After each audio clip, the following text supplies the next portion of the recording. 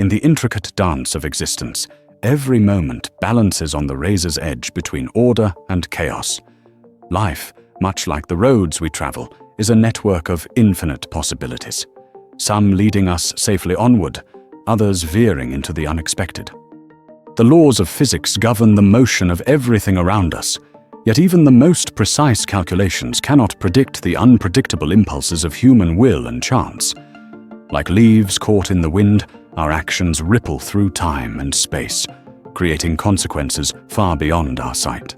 We strive for control, speed limits, signals, rules, attempting to tame the wild uncertainty that surrounds us. Yet beneath the surface of order lies an undercurrent of randomness, reminding us that fragility is woven into the fabric of existence. In every collision, there is a story not just of impact, but of lives intertwined by fate, brief moments where decisions and chance converge. These flashes of chaos reflect the paradox of human life, a fragile journey shaped by choice and circumstance, forever on the edge between stability and disruption. And so, as we witness these fragments of turmoil, we are reminded that the journey itself, the delicate balance of movement and stillness, is what defines our very humanity.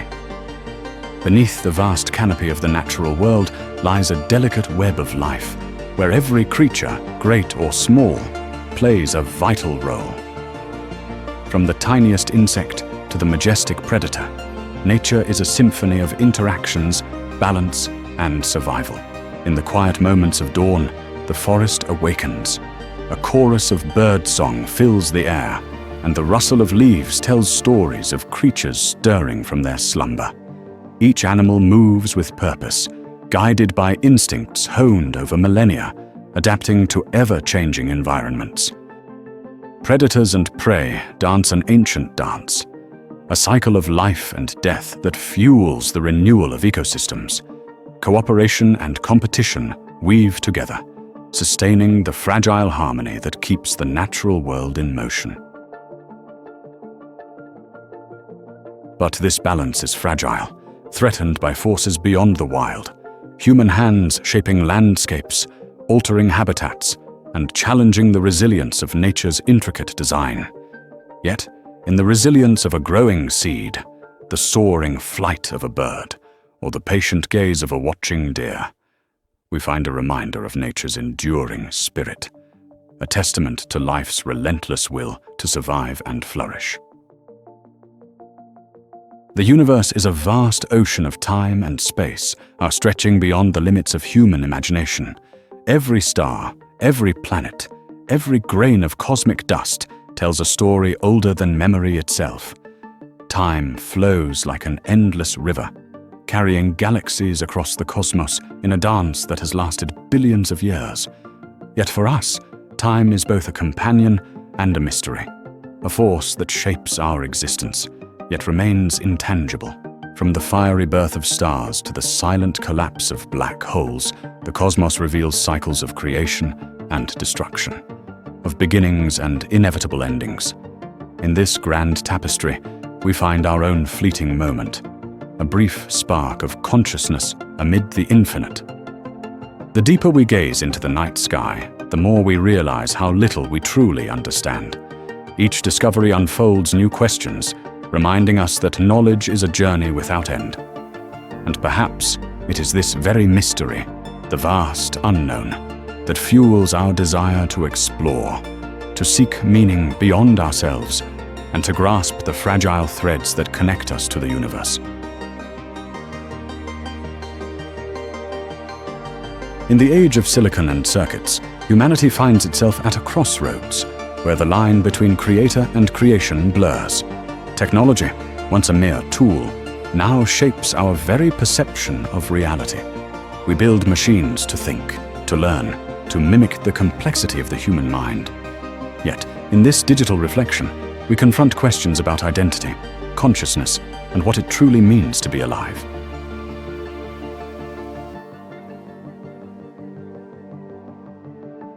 The algorithms that govern our online lives are invisible architects, crafting narratives, shaping choices, and connecting strangers across continents. But with every byte of data, we surrender fragments of ourselves, our privacy, our spontaneity, our unpredictability. Is this progress, or a new kind of dependency? A symphony of innovation intertwined with threads of control and uncertainty. And amid this swirling dance of bits and emotions, we must ask, do we command technology? Or does technology command us? In a world more connected than ever before, we find ourselves quietly drifting apart. Messages travel at the speed of light, yet hearts grow distant in the noise of endless notifications. We walk through cities that never sleep, surrounded by crowds, lit by glowing screens, yet somehow feel more alone than ever. Modern life is loud, fast, and full of movement, but in the spaces between, silence grows. Loneliness in the 21st century is not always solitude. It's the absence of being truly seen. We speak, we post, we scroll, but do we connect? Or are we merely echoes, bouncing off the digital walls we've built around ourselves? There was a time when silence meant peace. Now it often feels like absence. We fill our calendars, our feeds, our homes, searching for something we've forgotten how to name. A sense of belonging, a human presence that doesn't just hear, but understands. Yet loneliness is not only emptiness, it is also a mirror. In it, we see what we've neglected, our need for meaning, for shared experience, for real presence. And in acknowledging it, maybe we begin the journey back, not just to others, but to ourselves. Because even in the busiest cities, under the brightest lights, the quiet voice inside still longs for connection. Not more contact, but more humanity. Memory is not a record, it's a reconstruction. Each time we remember, we repaint the past with brushes dipped in emotion, perspective and time. We like to think of the mind as an archive, precise, organized, safe. But memory is far more fragile than we believe. It bends, it fades, it lies. Some moments stay vivid, a scent in the air, a look from a loved one, the silence before something changed. Others dissolve into the blur of ordinary days, lost to the steady erosion of time. And yet, who are we without them? Memories shape our identity. They build the scaffolding of self. Without them, we would drift, untethered from who we once were.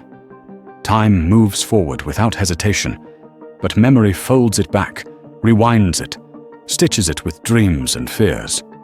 In memory, time is non-linear. In memory, the past can still hurt and still heal.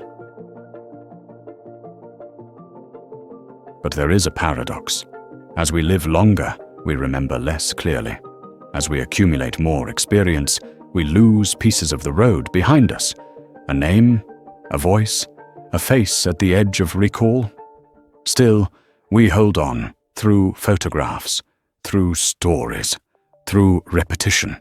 We fight the forgetting with rituals, with anniversaries, with whispered words before sleep, because deep down, we know memory is not just about remembering. It's about staying connected to who we were, to who we loved, and to the very passage of life itself. There was a time when the wind carried stories, and the rivers whispered our names. We listened then, but slowly we stopped hearing. We built walls of glass and steel. We lit the skies with artificial suns. We drowned the birdsong in the hum of machines. And nature? She did not shout. She waited. The forests thinned, the oceans warmed, the air thickened, not with sound, but with silence. We called it progress. But in the rush forward, we lost our sense of direction. We forgot that we too are animals, that the earth beneath concrete still breathes. Now we see the signs, storms that arrive like warnings, seasons that forget their order, creatures wandering through cities, looking for what was taken. The wild isn't gone, it's just retreating, watching us from the edges, wondering if we'll remember before it's too late, because nature does not need us. But we have never stopped needing her. history doesn't whisper. It echoes, through battlefields turned to fields of grain, through names carved into cold stone, through stories told in silence. Since the dawn of civilization, humans have marched under flags, behind kings, fueled by fear, pride, and power. Each age believed its war would be the last. None were right. Spears became swords. Swords became guns. Guns became fire from the sky. Empires rose on conquest and crumbled beneath their own ambition. From the bloodied sands of Gaugamela to the shattered cities of the 20th century, war has been our shadow companion, a force of destruction, but also of invention. Conflict breeds progress, they say. But at what cost? The faces change, the uniforms evolve, the grief stays the same. Mothers have cried the same tears in every century. Children have grown up beside ruins, calling them playgrounds. And yet, we remember war through numbers and treaties, rarely through the sound of a breath before the charge, or the silence after it ends. What does history teach us, if not to ask? Why do we keep returning to the battlefield? And what would it take to finally walk away from it?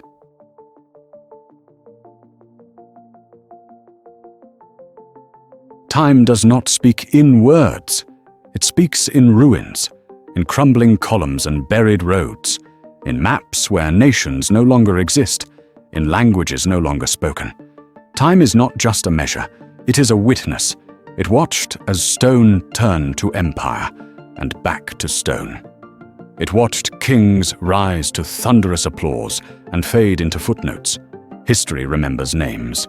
Time remembers silence. We chase immortality in monuments and myths, but time knows that even mountains erode. Even legends are rewritten. There were cities greater than ours. Now forests reclaim their stones. There were thoughts once feared, now forgotten. What we call ancient was once new, and what we call permanent is not.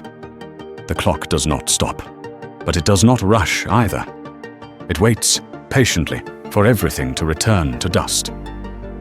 Perhaps this is not a warning, but a reminder that we are not the authors of time. We are its fleeting sentence. Across deserts, jungles, and frozen lands, humanity has left behind echoes, cities swallowed by vines, temples buried in sand, roads leading to nowhere. Once they were centers of knowledge, power, and belief. Now they are reminders that nothing, no matter how mighty, escapes time. We walk among ruins and wonder. Who were they? What did they build? And why did it all end? Some say it was war. Others blame the earth, the sky, the gods. But often it was us. Greed, pride, blind ambition. We study them not just to remember, but to understand ourselves. Because behind every fallen city, there's a story we're still telling today.